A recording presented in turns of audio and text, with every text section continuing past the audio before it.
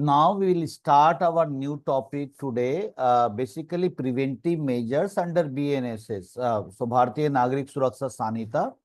Uh, what are the preventive measures?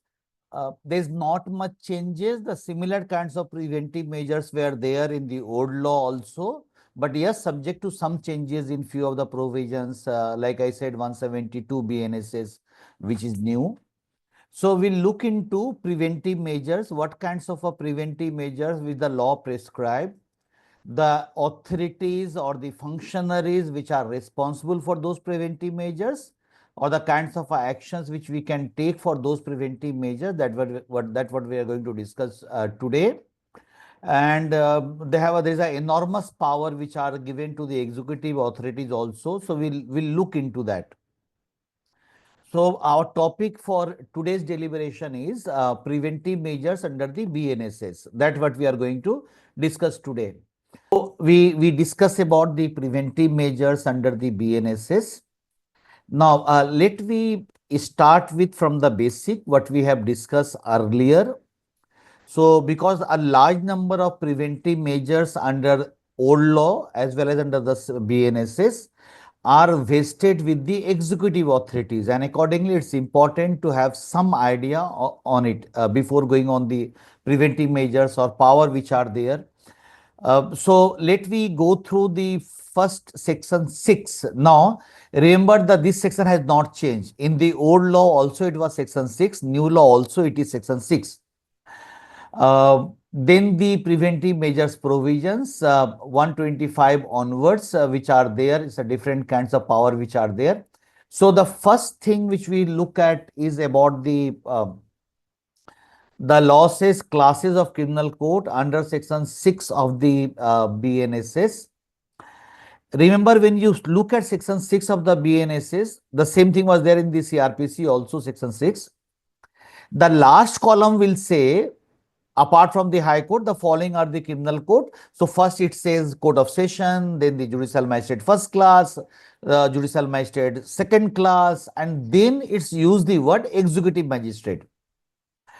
For general understanding, if you have some confusions on why this Executive Magistrate has been classified within criminal court, the whole idea is that on many occasions, Executive Magistrate also act as court. So the executive magistrate impliedly have dual role. There are many occasions when executive magistrate discharge pure executive functions. There are many occasions when executive magistrate discharge judicial functions. They are incorporated within criminal court because for the circumstances when executive magistrate discharge judicial functions. Under the CrPC as well as in BNS, we look into it. There are many places where say there's a dispute relating to say supply of water in a village or breach of peace, etc., which may result into breach of peace. So maybe from one field, the farmer says alleges the other farmer has stopped the supply of water. Now they can go to the executive magistrate. Executive magistrate can determine something, and accordingly they can pass some order. Now these functions of the executive magistrates are judicial in nature. So when they discharge these kinds of functions, they are criminal court. But think about a situation, say there is a riot in some place, and then executive magistrate has called the service for army. So army has been brought in. Maybe executive magistrate has given order for firing or maybe lathi charge or use of force, etc. Now again the same executive magistrate. But is it a judicial function? Answer is no. This is not judicial function. This is executive function. So the executive magistrate is not always criminal court. They are only criminal court when they discharge judicial functions. So either under the CrPC or under the BNSS, the executive magistrate discharge dual role, two kinds of functions. Sometimes they act as in criminal court, sometimes in pure executive capacity. So section 6, when they define them as a criminal court, only for the circumstances when they discharging that duty, they acting as a criminal court. So when they act as in criminal court, executive magistrate can in those circumstances, they are acting in the judicial capacity or acting as a criminal court, court at least. In the criminal code in the sense, but remember they don't have power to take cognizance. So when we look at the cognizance provisions, we have seen earlier. So like in the old law in CrPC, it was section 190. In BNSS, it is section 210 BNSS. Now in those sections, when you look at the power of cognizance, it is vested with the judicial magistrate, not by executive magistrate. So in quote unquote, in the real criminal case, in the sense that when the real criminal trial is being conducted for convicting some accused, executive magistrate has no role because they are not criminal court for the purpose of convicting someone, but they are criminal court when they discharge judicial functions. Primarily, they are all preventive in nature. So when they are preventive in nature, they act as in criminal court.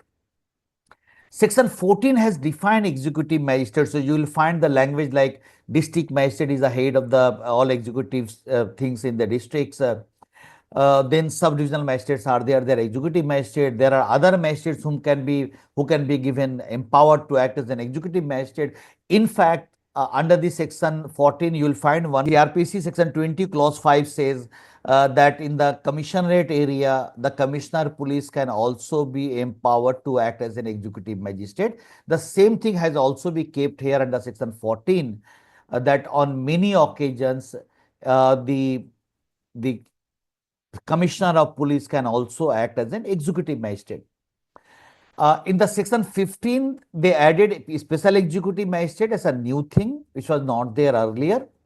And now, first time in the BNSS, section 15 laid down that if the government thinks they can give executive magistrate power to SP or above rank officer. So the district police, other than the commissionerate, the police officer were never able to become executive magistrate. But under the new BNSS, we incorporated a provision under section 15, under which there can be special executive magistrate who can be appointed under that sections. Now we come to these. We know these are the executive magistrate. It can be DM, it can be SDM. They have a many role which to play. Many times they discharge judicial functions. One of those judicial functions of the executive magistrates fall in this chapter, chapter 9, which is basically security for keeping the peace and for good behavior. So there are many roles which the executive magistrates play. We don't require to go into each and every sections, but PPT has. I'll upload this PPT. You can read yourself. I'll give the gist how the things function, because the many chapters are there which dealing with the role of the executive magistrate. Now, security for keeping peace and good behavior. Uh, it used by executive magistrate also. These provisions are also used by the court. Many times even court, when they pass order, when the trial is going on, even in those circumstances, the court may also ask the accused that we require security for keeping peace and good behavior of the accused person. So that's a permissible under the law. So 125 says security for keeping peace on conviction. So it's basically court issues. Why this provision is? Now, it might happen that many times some very powerful peoples are being convicted. And the very powerful people are convicted, what could be repercussion? The repercussion is might be thousands and thousands of people will assemble outside the court. They will create all nuisance. What the court can do? Court may ask that convicted persons to give surety that his main and agent will not do any kinds of nuisance. So, when a court of session or court of a magistrate of the first class convict a person for any of the offences specified in subsection 2 or abetting any such offences, and they think it is necessary to take security from such persons for keeping peace, the court may, at the time of passing sentence on such person, order him to execute a bond or bail bond for keeping peace for such period, not exceeding they specify the timeline. I think 3 years. So that's the timeline within which this security for peace or good behavior, that order can be passed. They given a list of the offences under this section itself in which it can be asked. Now, security for peace and good behavior in other cases. Now, here role is executive magistrate.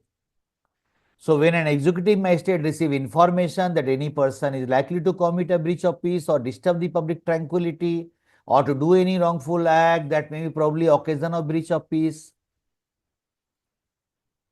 So, anytime these kinds of apprehensions are there, executive magistrate may ask. You might have seen in some circumstances, say some persons after consuming lots of alcohol create nuisance on the roadside. Local people are disturbed, traffic are disturbed, everyone is disturbed. What the police can do? Now, police can take them to magistrate and say, asking them they should not do these kinds of a nuisance again. So, the magistrate can ask on many circumstances. So, when a magistrate receive information about this disturb or the public tranquilities issues are there, or if there is a chance of breach of peace or disturb the public tranquility, or his opinion that there is a sufficient ground for proceeding, he may, in the manner hereinafter provided, require such persons to show cause why he should not be ordered to execute a bond or bail bond for keeping the peace for such period not exceeding 1 year at the magistrate thinks fit. Now, this was earlier section 107, this CrPC, and we find many cases are filed every day in the executive magistrate court. So, when you do internships and if you are going to say Alipur court or Sialda court, you will find there's an executive magistrate court. You will find a large number of cases are filed in this 126. Earlier it was 107.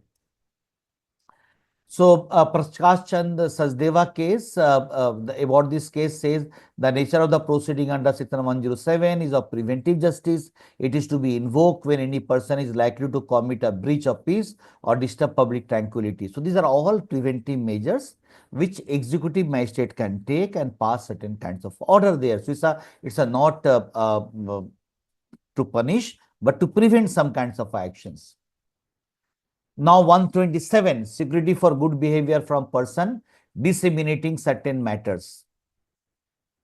So if someone is either orally or in writing or intentionally disseminating any materials, etc., which can be an offense under 152, 196, 197, 299, etc., any matter concerning a judge or purporting to act in the discharge of official duty, which amount to criminal defamations, criminal intimidations, etc., then in those circumstances, there are other circumstances also, make, produce, publish, keep for import, export, convey, distribute any obscene materials. Then in those circumstances, what they do? So actions are one thing. Under these, the magistrate can ask for the bond from them. So, and the magistrate is of opinion that there is a sufficient ground for proceeding. The magistrate may, in the manner hereinafter provided, require such persons to show cause why he should not be ordered to execute a bond or bail bond for his good behavior for such period not exceeding 1 year. So, that is the timeline, 1 year timeline within which the bond can be asked. 128, security for good behavior from suspected person. Again, if someone is suspected of commission of any offences, etc., then also the executive magistrate can ask for security for good behavior. 129, security for good behavior from habitual offender. You see the list of the offences. So, anyone who commit always some offences, someone is a habitual offender. Again, executive magistrate can ask them for security for good behavior, that they will not indulge into all those kinds of criminal activities. And you see the list of the offences: habit of robber, housebreaking, thief, forger, habit of receiver of stolen property, habitually protect, harbor thieves or aid or concealment and disposal of stolen property, habitual commit, attempt to commit, etc. All these offences under these sections, etc. Chapter 10, 178, 179, 180, all these provisions, etc. Then you will find another habitual offender under Drug and Cosmetic Act, Foreigners Act, Employees Provident Fund Act, Essential Commodities Act, Protection of Civil Rights Act, Customs Act, Food and Safety Standard Act. So there are many legislation under which, if there someone is a habitual offender, executive magistrate can ask them to give a bond. So initially they have to show cause, take reply, and if the magistrate is satisfied, magistrate can ask for bond. They should give bond for keeping for security for good behavior. So that's a law. Section 130 says the order to be made, it was earlier 111. So when a magistrate acting under 126 or 127, 128, 129, and they thinks it necessary to pass an order, what they will do? They will write down all the terms for which it is to be forced and the number of sureties after considering sufficiency and fitness of the surety. So they can ask for 1% surety, 2% surety, the amount they can fix, of which they will ask the persons to give bond. So that kind of order can be passed. 131 says procedure in respect of the persons present in the court. So if the person is in respect of whom such order is made is present in the court, it shall be read over to him, or if he so desires, the substance thereof shall be explained to him. That also a requirement. Summon or warrant in case of person is not present. So if the person is not present, because we have to take bond, so we can send summon initially, or we can issue, court can issue warrant to bring them before the court. Same process, earlier we have discussed, there are 4 ways in which we can bring someone before the court. So summon or warrant can be issued. Copy of the order to accompany summon and warrant. So whatever the orders are being passed, that should accompany with summon or warrant. 134, power to dispense with personal attendance.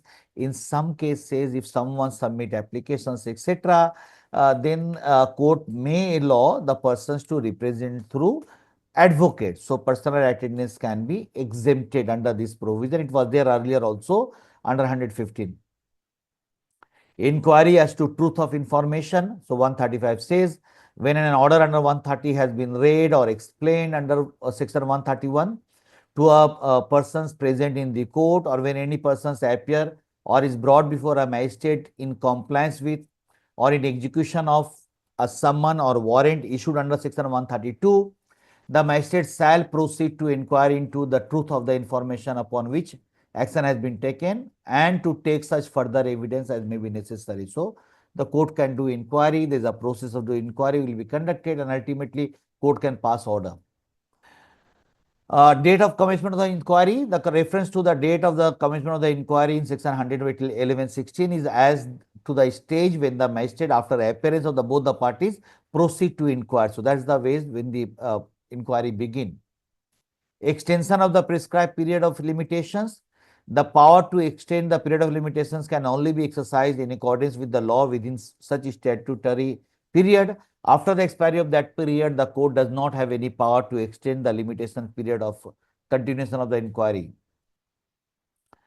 Now, under 136, the court can ask for the order to give surety. So, if upon such inquiry it is proved that it is necessary for keeping the peace or maintaining good behavior, as the case may be, that the person in respect of whom the inquiry is made should execute a bond or bail bond, the magistrate shall make an order accordingly. So, magistrate can order.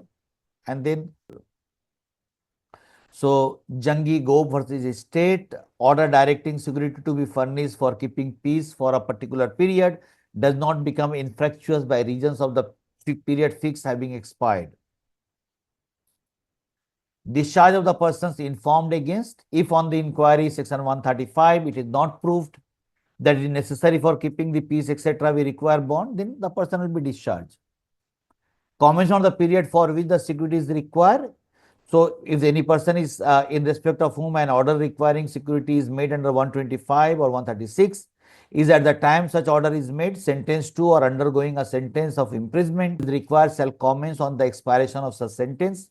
In other cases, such period shall commence on the date of such order, unless the magistrate for sufficient reason fix the later date. 139 talk about the content of the bond. So, the persons for whom the security is being asked, what kind of bond they can submit. So, this section talking about the bond or bail bond to be executed by any such person shall bind him to keep the peace or to be of good behavior, as the case may be, and in the later case the commission or attempt to commit or the abatement of any such of any offence punishable with imprisonment wherever it may be committed is a breach of bond or bail bond. Power to reject sureties. A magistrate may refuse to accept any sureties offered. So might be because the satisfaction of the court which received the surety, they can reject it. Imprisonment in default of surety. So if any person's order to give surety under 125 or 136 does not give surety on or before the date on which the period to which the surety is to be given commence, he shall, except in the case next hereinafter mentioned, be committed to a prison, or if he already in prison, be detained in prison until such period expire, or until within such period he gives the surety to the court or magistrate who made the order requiring it. So even for giving surety of peace and good behavior, a persons can be sent to the prisons under this section 141. A session judge is a superior court which may in his discretion transfer the proceedings laid before him under 2 or 4 to additional session judge, and they will pass the appropriate order. Power to release persons imprisonment for failing to give surety. So wherever the DM, or in case of an order passed by the executive magistrate under 136 or CGM, in those circumstances, whenever any person has been imprisoned for failing to give surety under this chapter, the High Court or Court of Session, or where the order was made by other court, the district magistrate, in the case of an order passed by executive magistrate under 136, CGM in other cases may make order reducing the amount of surety or the number of sureties or the time for which the surety has been given. So those all order can be passed. So these kinds of order which are preventive in nature. This order can be passed by the executive magistrate or by the court also. All process are there. Security for unexpired period of bond. So when a person for whose appearance a summon or warrant has been issued under this provision of section 3 of 140 appear or is brought before the magistrate or the court, the magistrate or the court shall cancel the bond and bail bond executed by such persons, and shall order such persons to give for the unexpired portion of the term of such bond fresh security for the same description as original security. So that's a general rule. Okay, so that security for peace and good behavior was one of the major component of the executive magistrate as a preventive measures. Now, the most important the executive authorities, and this you will find in chapter 11 of the BNSS. So, chapter 11 of the BNSS, this entire chapter talking about power of executive magistrate. Chapter 11, maintenance of public order and tranquility. It has multiple parts. First part is unlawful assembly. Remember, this unlawful assembly power was also there earlier in the earlier law. So we have section like 129, 130, 131, 132. Those were section in the earlier old CrPC. That would become 148, 149, 150, 151. 4 sections. Now, what are these unlawful assemblies? 148 says dispersal of assembly by use of force. Very wide power.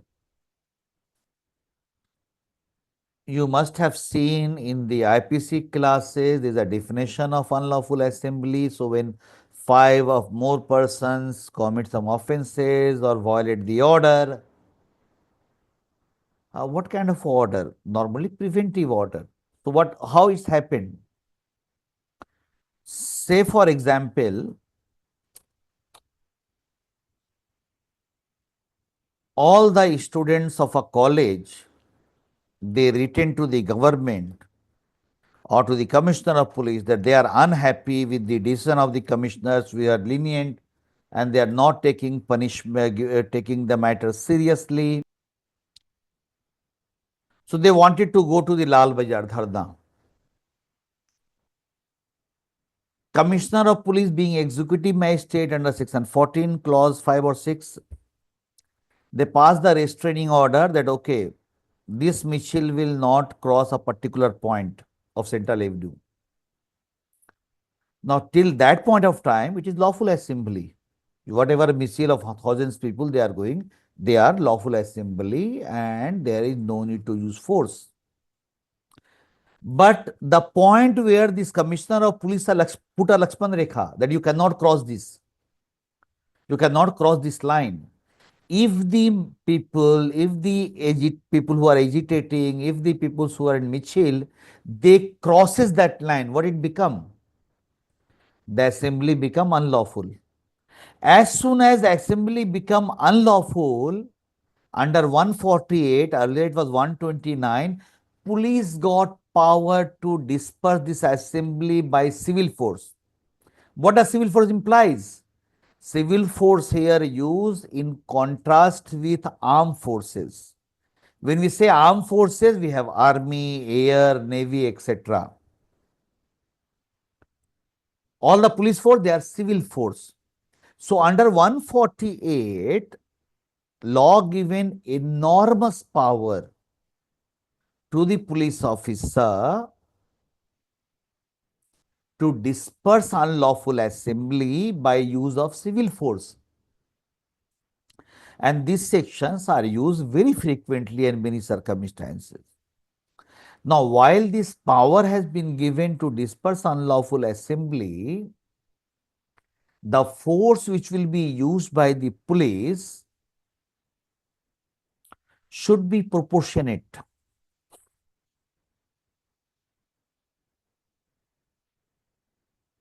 Should be proportionate to the danger caused by the other side, the danger posed by those assembly. So, section clause 148 clause 1 says, any executive magistrate or officer in charge of a police station or in the absence of such officer, even sub-inspector may command any unlawful assembly or any assembly of 5 or more persons likely to cause a disturbance, the second part, or any assembly of 5 or more persons likely to cause a disturbance. These are potential unlawful. So under this section is not only talk about unlawful assembly, but also potential unlawful assembly. Both are covered. What they will do? They will do use civil force to disperse, and it shall thereupon be the duty of the member of such assembly to disperse accordingly. So when they disperse, that it is the duty, it is a duty of every such member to accordingly disperse from such assembly. Clause 2 says, if upon being so commanded, so when the executive authorities or police command any such assembly does not disperse, so they says to the student, okay, move, stop your michil, and the student did not agree. They still do the michil, or anybody they do the michil. What the law says, or if without being so commanded, it conduct itself in such a manner as to show a determination not to disperse. So when the executive authorities see them, they are sure that the other sides are not going to disperse that unlawful assembly. So what those police officer or executive magistrate will do? It says any executive magistrate or police officer may proceed to disperse such assembly by force. Remember, by force. And may require the assistance of any person not being the officer or member of armed forces and acting as such for the purpose of dispersing such assembly, and if necessary, arresting and confining the persons who form part of it in order to disperse such assembly, or that he may be punished according to law. So if someone's disobey the public command, someone disobey the directions of the police, you have IPC, non-Nyaya Sanhita penal provisions. At the same time, they are taking risks because the police has a power to use force. Police has a power to take actions. Now, the first assembly dispersal 148 by whom? Civil force. Now, on many occasions, we find civil force does not help. So, we require army to be called. Few days ago in West Bengal, we have seen some fight in Murshidabad, some riot in Murshidabad.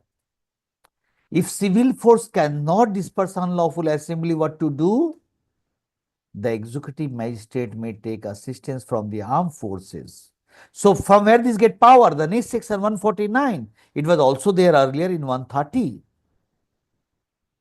So clause 1 says, if any assembly referred to in subsection 1 or section 148 cannot otherwise be dispersed, and it necessary for public security that it should be dispersed, the DM or other executive magistrate authorized by him who is present may cause is to be dispersed by armed forces. That means those executive magistrate or those executive authorities can take assistance or help from the armed forces for dispersal of unlawful assembly.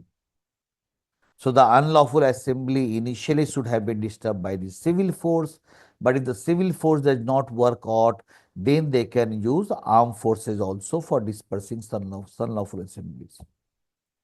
They can also be punished.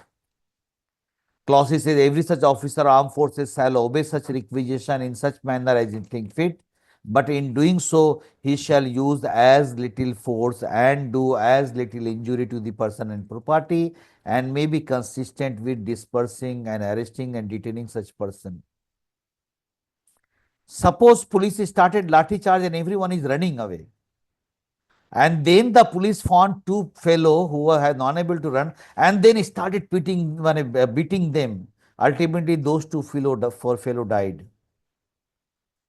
Was police correct or army correct in killing them? Answer is no.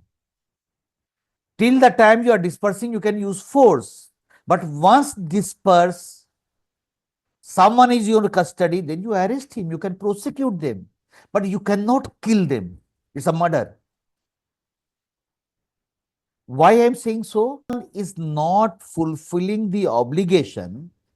So say the executive magistrate pass order under 144 CrPC under old law. The punishment for violation is provided in IPC 188. 188 punishment is just few months or year. Someone who committed offense where punishment is just a year, can that police officer or army forces kill them? Answer is no, that is not legal. It's a murder. Because law says police shall use or army shall use as little force as possible, as little injury as possible, and may be consistent with dispersing them. That's the idea, or detaining them, arresting them, not murdering them. Then some police found them, army found them, and thereafter those in that helplessness of that persons, they do extreme torture to them. Many times they succumb to those injury. This is not preventing unlawful assembly. This is a murder which they do. Whether it's a police, whether it's the army, law does not permit them. Law permit for dispersal of unlawful assembly, you can use force. If they disperse is fine. If they are in custody, arrest them, but you cannot kill them. That's the law does not permit. Because here the punishment is what wrong they have done. It's only small offenses. In fact, many times we hear, you might have seen, sometimes you hear that is there's a riot or disturbances, etc. And some political leader or even the chief of the that political system claim that, okay, I have given order to the police to shoot at sight. Can there be such order? Can any state pass such order that I have given order for shoot at sight? So one is the political head is not executive magistrate to pass the order for dispersal of unlawful assembly. It's only executive magistrate can do. So even howsoever the high post someone might have, they are not executive magistrate because the dispersal power is given to the executive authorities. Even when the army is deployed, they work under the administrative control of the executive magistrate. Two, suppose there is a curfew. The curfew is basically a restraining order. The restraining order, if someone violate, the punishment is under the Nyaya Sanhita. Punishment is simple for few months or a year. So the issue is, can we kill someone who committed offense where punishment is just few months? Answer is no. But when we look at the arrest provision, it says that at the time of arrest, even the power can go to the kill only in cases where punishment is death or life imprisonment. Other cases is not permissible under the law. So that kind of order, any such kinds of orders are illegal. It's not permissible under the law. So every officer such etc. they should use little force, little power, as less injury as possible. 150. It has given some extraordinary power because this all armed forces work under the executive authority or executive magistrate. What if there's a disturbances? Army is there and the DM is not available, SDM is not available. What the army will do? Then in those circumstances, this section permit 150 permit that those officers will disperse unlawful assembly, and thereafter as soon as this executive magistrate, they should inform them, and thereafter they would work under the direction of executive magistrate. Remember, even if the armed forces are deployed some places, they don't work independently. They should work under the control of local executive authority. That's what the law is. So 150 says when the public security is manifestly endangered by any such assembly and no executive magistrate can be communicated with, any commissioned or guided officer of the armed forces may disperse such assembly with the help of armed forces under his command and may arrest and confine any persons for being part of it in order to disperse such assembly, or that they may be punished according to law. But if while he is acting under this section it become practicable for him to communicate with the executive magistrate, he shall do so and shall thenceforward obey the instruction of the magistrate. Remember, even the armed forces, etc., they are deployed, they work under the administrative control of executive authority.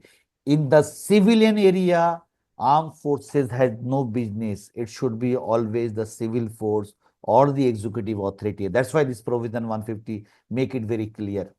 This section 151 has given some protection to the public servant, including other persons who acted on the direction of those public servants. So maybe executive magistrate directed someone or police directed someone to help them in dispersal of unlawful assembly, acted accordingly.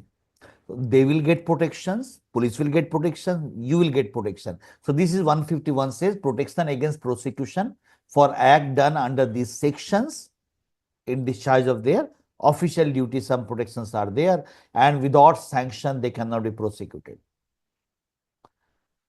Now the second category, so 1V is what we have seen, dispersal of unlawful assembly. So 4 sections are there.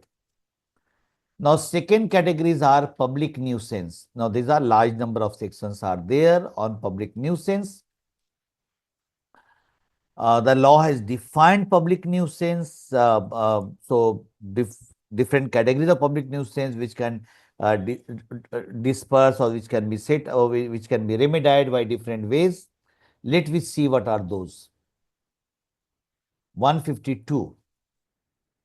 This section basically is a general sections on public nuisance. First important section of public nuisance. When you look at these sections on public nuisance, many public nuisance might look like private nuisance, but it has a public implications on the public also. Then it become public nuisance.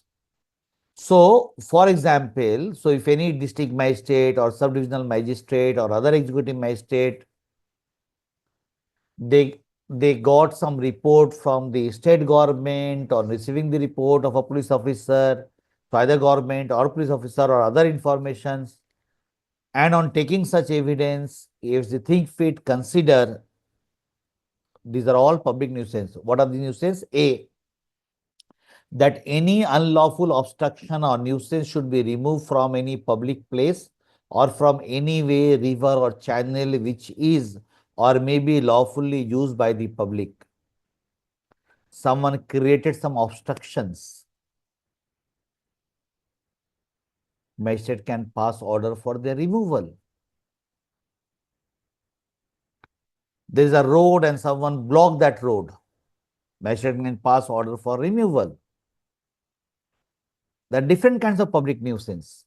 B, that the conduct of any trade or occupation for keeping of any goods or merchandise is injurious to health or physical comfort of the community, and that in consequence of such trade, etc., you are feeling disturbances. So, suppose you are living in some places and next to your house, someone is constructing a multi-story building, they do work day and night, and the so much noise are there that you are not able to sleep. What remedy available to you? You can go to executive magistrate, ask for some restraining order, because you, the way they are conducting their business, the way they are operating this business, it affecting your health, is affecting your sleep, it is affecting your living there in that circumstances. Suppose you have a case, so suppose you are living in a building in the first floor. In the ground floor, there is a shop is having a godown where they load, unload chili powder. So whenever they load, unload chili powder, the flash is comes to your through window, it comes to your building, and then all of you feeling uncomfortable with it. Health hazard. What you can do? Can go to executive magistrate. Executive magistrate can pass such order which can regulate this in such a manner so that it will not affect you. So executive magistrate may pass order that okay, all these unloading and loading business should be on the night only, so it will not disturb you. C, third public nuisance, that the construction of any building or disposal of any substance as it likely to occasion conflagrations or explosions should be prevented or stopped. D, that any building, tent, structure or any tree is in such a condition that it is likely to fall, thereby cause injury to the persons living or carrying on business in the neighborhood. So might be in someone's residence compound there is a big tree which may fall down at any point of time. So when it fell down, it will injure others. Now, tree is in your private land. But is it public nuisance? Answer is yes, because there is an apprehension that the public, it may affect the public also. E, that any tank, well or excavation adjacent to any such way or public place should be fenced in such a manner as to prevent danger arising to the public. That any dangerous animal should be destroyed, confined or otherwise disposed of. Such magistrate may pass some conditional order requiring the persons causing such obstructions, etc. And it has given a list what kind of order can be passed. 1, to remove such obstruction. 2, to desist from carrying on or remove or regulate in such manner as may be desist. So the business can be regulated in such a manner that such trade or occupations, etc. will not have any impact. To prevent or stop construction of such building, to remove, repair, etc., all those things which may endanger the life, etc., to fence such tank, well excavations, to destroy, confine, or dispose of such dangerous animal. No order duly made by magistrate under this section shall call in questions in any civil court, etc. So very wide power has been given. In fact, this was earlier 133 CrPC.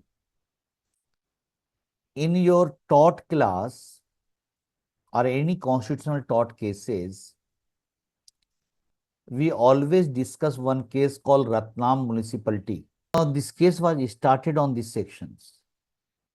So there is an open drainage system which endangered the life and safety of the people. So someone filed case against the municipality for this nuisance, public nuisance. And executive magistrate passed order. That was challenged, went to High Court, then to Supreme Court. And the Supreme Court says what the executive magistrate passed the order was correct. They can act when there is a public nuisance, etc. So there is a case called Achal Chand versus Suraj Raj. As soon as the neighbor apprehended danger, the condition of section 133 1D are, they may be fulfilled, and accordingly magistrate can pass order. Now, thereafter, the sections talking about the procedure, which we don't need to look into that much great detail. I'll just give you what the procedure talk about. So, these sections talk about your basically the public nuisance. 153 says service or notification of the order. So, when the magistrate pass order, they will service those order and notify the persons to whom the order is addressed to obey and so cause. So anyone who is being so caused that okay, why some restraining order will not be passed, etc., or order has been given to them, they have to obey that. Even they may appear physically, they may appear through audio, video, electronic means to reply to the so cause. Then the magistrate will do inquiry. Penalty and or for failure to comply with section 154. So if anyone violate that that order, they can be punished under section 223 of Bhartiya Nagarik Sanhita because disobeying the public authorities order. So order has been given. If someone disobey, there can be prosecutions against them under 223 of the Nagarik Sanhita. Procedure where existence of public right is denied. So suppose when the so cause was given, other party appear and other party say, look, there is no public nuisance. There's no public right. It is a private property. It's only affect ourselves and has nothing to do with public. Then what to do? Then the magistrate will do conduct inquiry, etc. So 156 laid down the detailed procedures. So when an order is made under 152 for the purpose of preventing obstructions, nuisance, danger, etc. And on the appearance before him, the persons against whom the order was made question him as to whether he denies the existence of any public right in respect of the way, river, etc. If such inquiry the magistrate finds there is a reliable evidence in support of such denial, he shall stay the proceeding until the matter of existence of such rights has been decided by the competent court. And if he finds that there is no such evidence, he shall proceed and lay down under section 157. So he can proceed and pass the order under 157. 157 procedure when person against whom the order is made under section 152 appear to so cause. So when he reply and the magistrate is satisfied, then the magistrate can pass appropriate order against them. 158 power to magistrate to direct local investigation and examination of expert, that also possible. Magistrate may direct for local examinations and the examination of expert. Power of magistrate to furnish written instructions. So under this 159, the magistrates has a power to furnish the written instructions to different the authorities. So it says where the magistrate direct a local investigation by any persons under 158, the magistrate may furnish such persons with such written instruction as may seems necessary for his guidance, declare by whom the whole or any part of necessary expenses for local investigation shall be paid. The report of such person may be read in evidence in the case, etc. Procedure on order being made absolute and consequence of disturbances. Then ultimately, after everything, if the magistrate is satisfied, that order will be made absolute. That means it's a binding and it's a implementable. And if anyone disobey, they shall be liable under 223 of the Act. And then the court will do necessary for the implementation of it. Inquiry court can also, the executive magistrate order can pass in interim injunctions pending inquiry. 162, magistrate may prohibit repetition or continuance of public nuisance. Now, these kinds of order also can be passed. Magistrate can prohibit repetitions or continuance of the offences. Now, that's the second category. Now, we come to third thing. Danger is 163. Earlier, it was 144. And the dispute as to immovable property, we have few sections are there. So, 164, 165. And 167. So these are the sections which dealing with the different circumstances where the magistrate can pass order. So let me see first thing 163, which now remember these sections are used most frequently. So if you go to the executive magistrate court in any places in West Bengal, so even in Calcutta, if you go to Shalda court or you go to Alipur court, you will find a large number of cases filed every day under this section under 144(2). So 163 says power to issue order in urgent cases of nuisance or apprehended danger. Court can opinion of district magistrate or subdivisional magistrate or any other executive magistrate, especially empowered by the state government in this behalf. There is sufficient ground for proceeding under this section, and immediate prevention of speedy remedy is desirable. Such magistrate may, by a written order stating the material facts of the case and served in the manner provided by section 153, direct any persons to abstain from or certain act or to take certain order with respect to certain property in his possessions or under his management, if such magistrate consider that such directions are likely to prevent or tend to prevent obstruction, annoyance, injury, any persons lawfully employed or danger to human life, health or safety, or a disturbances of public tranquility or a right any affront. So any kinds of public disturbances, immediate danger, etc. are there, a persons can go to the magistrate.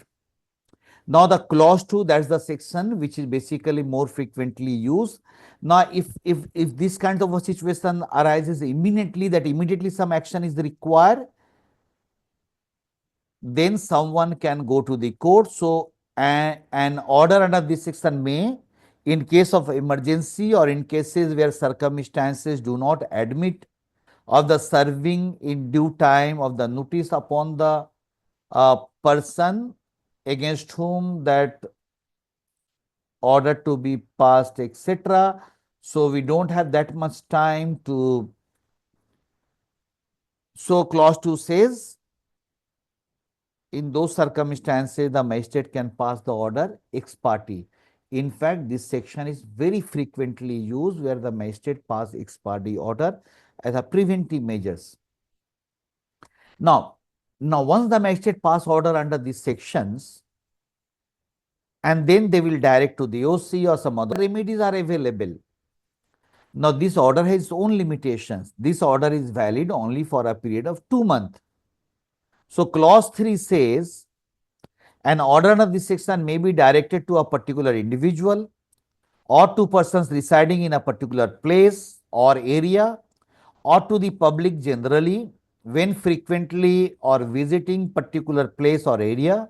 Clause 4, no order under this section shall remain in force for more than 2 months from the making thereof. So more than 2 months, it's valid only for 2 months. However, if the state government consider necessary to so do for preventing danger of human life, health, safety, etc., it may extend to 6 month time. So the maximum time limit is 6 months, but ideally 2 months is the maximum time in which the order can be go. Clause 5, suppose some order is being passed against some persons and the person is aggrieved. What the aggrieved persons can do? Now that aggrieved persons can challenge under clause 5. They can come to the magistrate, challenge it, and the magistrate can rescind, alter, change, etc. the earlier order.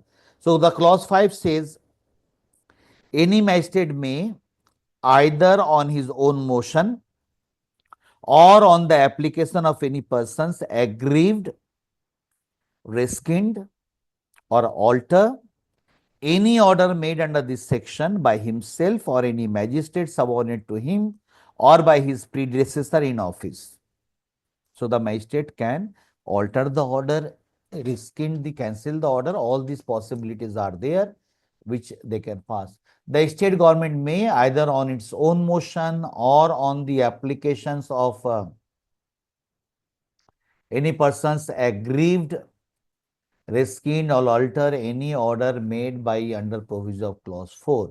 Clause 7, where an application under subsection 5 or under subsection 6 is received, the magistrate or the state government, as the case may be, shall afford to the applicant an early opportunity of appearing before him or it, either in person or by an advocate, and showing cause against the order.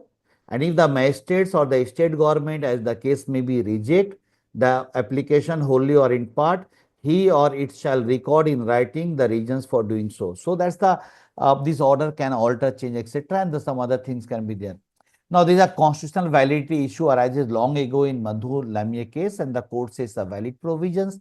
So the provision of the section properly understood are not in excess of the limit laid down in the constitutions. So that order can be passed in a valid order. Anuradha Vasim case, duration of the order, we know this order can be only 2 months. With the state government power, it can be extended up to 6 months. So, although a 2 month limit of the magistrate and a 6 month limit for the state government has been provided under section 144, the magistrate and the state government concerned must take all steps to ensure that directions are imposed for a limited duration, not for unlimited time. Exercise of the power under these sections cannot be used to suppress legitimate expression of opinion or grievance or exercise of any democratic right. Section 144 CrPC cannot be invoked unless there is a sufficient materials to show that there is a likely to be an incitement to violence or threat to public safety or danger. Now we come to the next provisions, which are about the breach of peace, etc., dispute concerning land or water. Now this kind of a situation also primarily happened in the villages where the two farmers are cultivating. Now one farmer stops other farmer's supply of water. So those kind of situation arises, and many times it may lead to even all kinds of violence. So 164 says, whenever an executive magistrate is satisfied from a report of a public officer, police officer, or upon other information that a dispute likely to cause a breach of peace exists concerning any land or water or the boundaries thereof within his local jurisdiction, he shall make an order in writing stating the grounds of his being so satisfied and requiring the parties concerned in such dispute to attend his court in person or by an advocate or a specified date and time, and to put in written statement of their respective claim and as respect the fact of actual position of the subject of dispute. Clause 2 says, for the purpose of this section, the expression land or water include building, market, fisheries, crop or other product, etc. Then other circumstances, a copy of the order shall be served, so the copy has to go to other party. The magistrate shall, without reference to the merit of the claim of any of the parties, to a right to positions. Now remember, these orders are all preventive in nature. Now the court duty is not to look into the merit of the rights, etc., who is the owner. Court will only look into the positions and the supply of the water, etc., which may lead to public disturbances, breach of peace, etc. So it's a preventive order. So that's why clause 4 says, the magistrate shall, without reference to the merit of or the claim of any of the parties, to a right to possess the subject of dispute, peruse the statement so put in, hear the parties, receive all such evidence as may be produced by them, take such further evidence, if any, as he thinks necessary, and if possible, decide whether any and which of the parties was, at the date of the order, made by him under subsection 1 in possession of the subject of the dispute. Provided that it is appear to the magistrate that any party has been forcibly and wrongfully dispossessed within 2 months, next before the date on which the report of a police officer or other information was received by the magistrate, or after that date and before the date of his under subsection 1 may treat the party so dispossessed as if that party has been in possession on the date of his order under subsection 1. Then basically the same procedures which can there. So basically it's all preventive measures which the court can pass. There are many cases. So court says the pendency of the proceeding under section 145 CrPC and order, if any, passed by thereon does not in any way affect the title of the parties to the dispute premises, though it referred to factum of the position. So it's only, remember, these all order which the court pass, it pass on the basis of prima facie positions of the property and whose positions are there. So whether it's a breach of peace, land ownership like position dispute, supply of the water, etc., all those may come. M. Siddiq is a Ram Janambhoomi versus Suresh Das case. So court says property placed custodial legis wide order to magistrate court does not amount to change in the possessions of the property concerned, and the magistrate holds positions on behalf of the party who is ultimately found entitled to the position. So that's the basically custodian. 165, power to attach subject of disputes and appoint receiver. Remember, this appointment of the receiver, etc., are civil remedies, but CrPC or BNSS is the basically is a quasi is a criminal procedures, etc. So here is a quasi-criminal proceeding. There also, because these disputes are relating to the landed properties, etc., under 165, it's empowered the magistrate, even to a magistrate implies here, executive magistrate, to attach the property and appoint the receiver. That's the possible under 165. 166, dispute concerning right to use of land or water. It was earlier probably 140, 147. So if there's a dispute between the use of the right to use the land or water, if those arises, again the magistrate will do some kinds of an inquiry. Remember again, these many times this dispute may lead to breach of peace. So idea is not to decide on the title. Idea is not to decide about the ownership, but decide about if there is a right to way and suddenly someone stop it. Then it may lead to breach of peace. In those circumstances, the executive magistrate can pass some kinds of order. So these are all preventive measures. So again, 166 says dispute concerning right of use of land or water, and it says whenever an executive magistrate is satisfied from the report of a police officer or upon other information that a dispute likely to cause a breach of peace exists regarding any alleged right of user of any land or water within his local jurisdictions, whether such right be claimed as an easement or otherwise, he shall make an order. Now, I believe you all of you are aware of or knowing these easement issues. So there is the easement right. This easement rights come by virtue of using something for quite long time. You got the right to way, right to air, right to sunlight, etc. These are all our easement right, and the law recognizes it.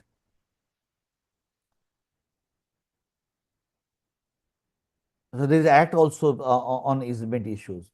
Clause 2 says the magistrate shall peruse the statement so put in here the parties, receive all evidences as may be produced by them respectively, consider the effect of such evidence, take such further evidence if any as you think necessary, etc., about whether such rights exist, and the provision of 164 shall apply in case of such inquiry that court can look into.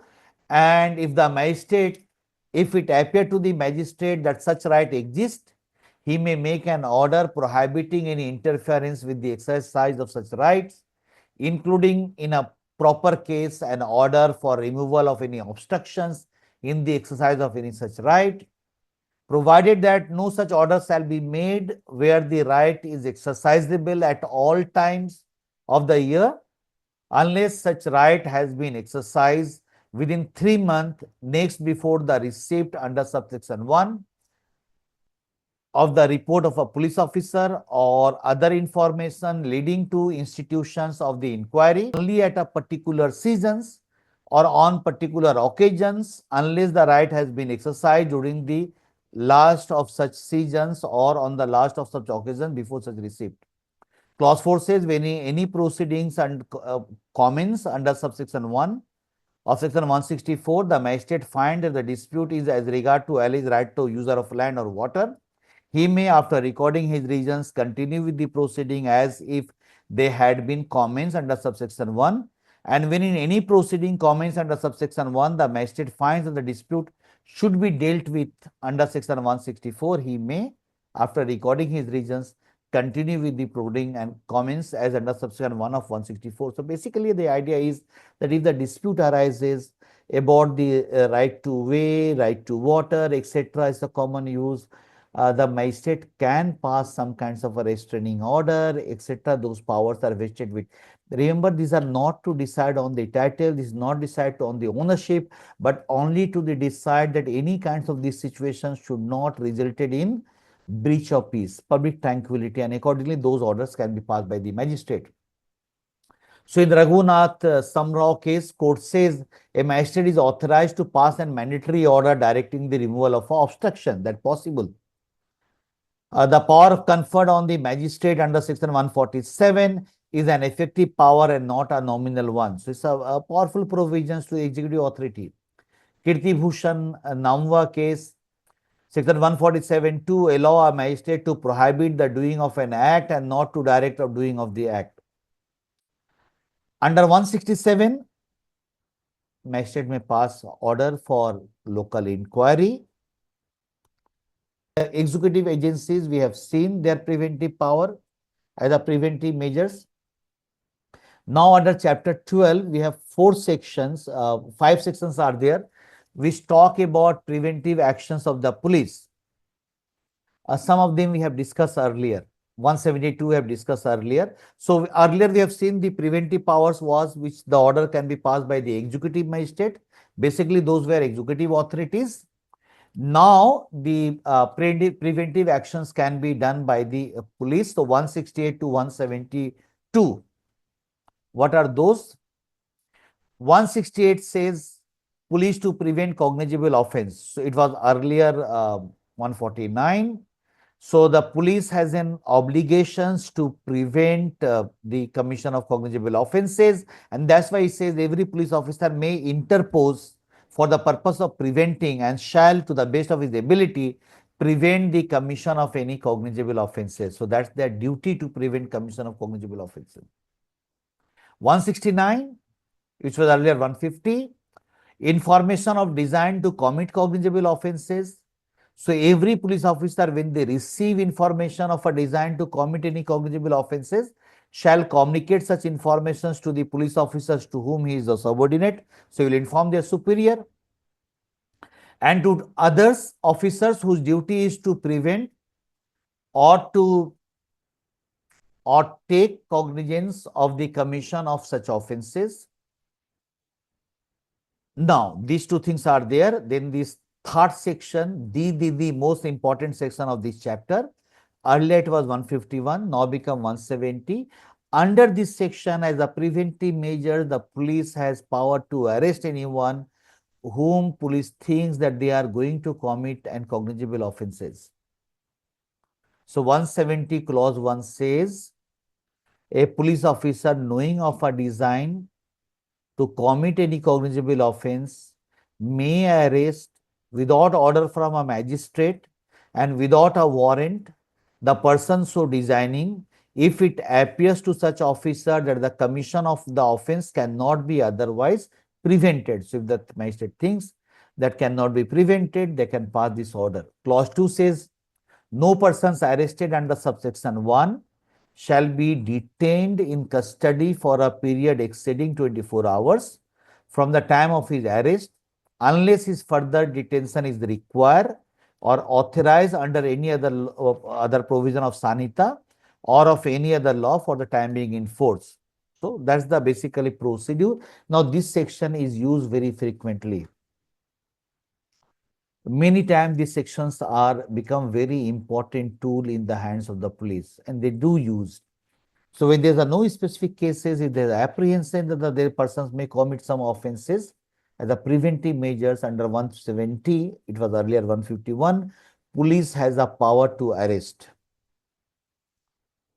171, prevention of injury to public property, that again it was 152. So there is the obligations on the police. So a police officer may of his own authority interpose for the prevent any injury attempted to be committed in his view to any public property, movable or immovable, or the removal or injury to any public landmark or other things used, etc.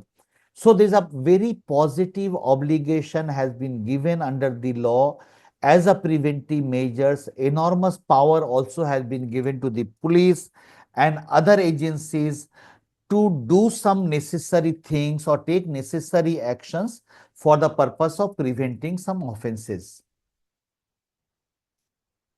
Now we have 172, the last sections of this chapter on the preventive action by the police.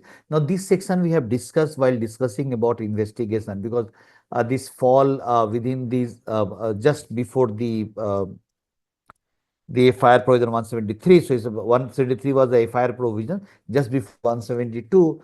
So while discussing about the police power, we did discuss this section. 172 is an enormous power given to the police. Person born to conform to lawful direction of the police. In fact, because of this section only, many people argue that this new law, BNSS, is somewhere creating a police state. So enormous 72. So 172 says all persons shall be born to conform to the lawful direction of a police officer given in fulfillment of any his duty under this chapter. 2. A police officer may, see the word so broad, may detain or remove any persons. Which kind of person? Who resisting, refusing, ignoring, disregarding to confirm the lawful direction. So if the police gives some direction and if anyone resist, refuse, ignore, disregard, police can arrest those persons.